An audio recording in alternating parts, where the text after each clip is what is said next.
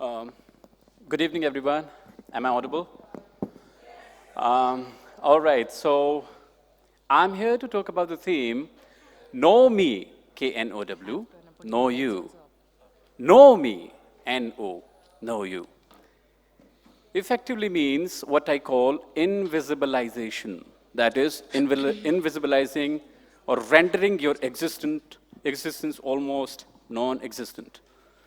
So there are certain processes, many very experiences with disability that I have had, but today I'll be talking about the experiences that pertain to the theme. So I had the privilege of acquiring disability at a very young age, because that gave me a lot of time to experience it intensely. And I have very vivid memories of the fact that many of my family members and extended family members would ask me to stay behind closed doors whenever somebody new or some important guest will come in. As if the presence of a disabled person will be uncomfortable and unpleasant to the guest. The experiences of other friends with disabilities corroborate my experiences. Many of them were locked inside their rooms on the occasions of festivities and ceremonies like marriages, as if disability is an inauspicious thing that, that shadow shouldn't befall upon the celebrity or upon the important occasions going around. I educated myself and learned that this is not limited just to the field of disability. I read that the untouchables were mandated to hang around drums in their necks so that the sounds from the drums will alert the upper caste and the upper caste would avoid their shadows. I read that the white race had exclusively reserved roads, pubs, clubs, and other public spaces for them. I read that women were not allowed to venture outside the homes lest their presence in public should pollute the society. Discrimination, exploitation, exclusion is intensely devastating because it robs the society of a budding talent, of a very creative budding potential. And invisibilization happens through discrimination. Invisibilization happens at every stage. It happens at the level of family, level of community, at the national level, at the global level. It's universal, it's structural, it's agential, and it's social. Now, what are the ways out? So my talk today is on the three propositions or three strategies that I propose to deal with discrimination or the problem of invisibilization. Those three propositions are, firstly, to consider that all of us are unique and irreplaceable individuals. Secondly, to consider that diversity is a valuable resource and a virtue, and disability is part of social diversity. Thirdly, to consider that each and every individual has absolute and inalienable right over self-assertion and self-realization. So coming to the first point, all of us are unique and irreplaceable. As William Shakespeare remarked, all men are the actors and all the world is a theater. We come here, play our role with multiple exits and entries and depart. Similarly, all the individuals are absolutely irreplaceable, unreplaceable, and unique creations and unique creatures of Almighty. And therefore, it makes very little sense to compare them or to ensure a hierarchy between them. Each and every individual should be treated as an irreplaceable unit who has his own niche, his own space, and his own trajectory that he or she is going to carve out. Secondly, all of us think differently, all of us sound differently, all of us appear differently.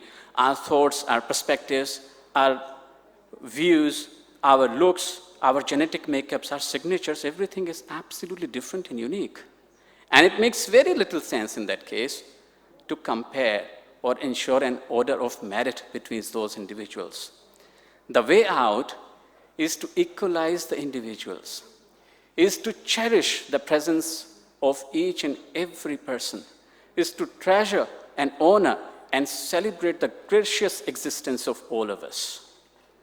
The second proposition is that diversity is a resource.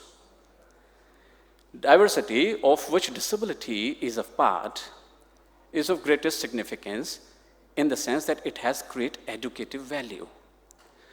All of us have the experiences which cannot be replaced by somebody else. So, for example, what a visually impaired person can teach you about experiencing the world through ears or navigating the world through ears cannot be taught by somebody else. Or what a person from LGBTQ community can teach you about the non-heterosexual experiences cannot be taught by anybody else. And therefore, my friends, each and every experience counts, each and every experiential learning is important, and it becomes very important to understand that all of us are living, thriving, creative, beautiful stories, ready to profoundly alter this world. The second thing about diversity is that it has great innovative value. Usually, the history suggests that the genius have come out of deviation. All of you would know that Einstein was somebody who failed in history and was thrown out of the school. Similar thing happened to somebody called Charles Dickens, but all of them turned out to be genius. Genius comes out of challenging the status quo, comes out of not following the already traveled trajectory and carving out a different pathway. And therefore, when you try killing diversity, or when you try devoiding or depriving a person with disability of the potential education, you're essentially robbing her of her creative genius potential that she otherwise could have been. Therefore, the need of the hour, my friends, is to create an inclusive and resilient world, a vibrant and accommodative world based on the principles of the dignity of an individual and the equal moral worth of all of us. And the third proposition that I come to is that all of us, each and every individual, have absolute and integral right of self-assertion and self-realization. This is for two reasons. My experience tells me that at the childhood, at the teenage, even at a younger age, none of us can actually say with certainty as to who amongst us is a potential genius. Nobody can actually guess that who's going to accomplish something remarkable and who is going to be mediocre. Therefore, we have no right to discriminate, to exclude, or to create some sort of favoritism. Secondly, if deprived of an individual or a potential genius of her chances, we will do a great injustice and a greater disservice to the society in the sense that we'll be depriving the humanity and the society of the potential genius that could have been living in this society. Therefore, need of the hour, my friends, again, is to create an ecosystem based on capabilities and resources which enables all the individuals to realize their potential to the fullest without any social, structural, or any other discriminatory hindrances. I will leave by prescribing what Haruki Murakami says: unclose your minds. You're not a prisoner. You're a bird in flight, searching for new skies in the pursuit of your dreams. Thank you very much. Anita was a successful IT professional who since the past 3 years held the position of a senior data analyst and had been hearing impaired since her childhood.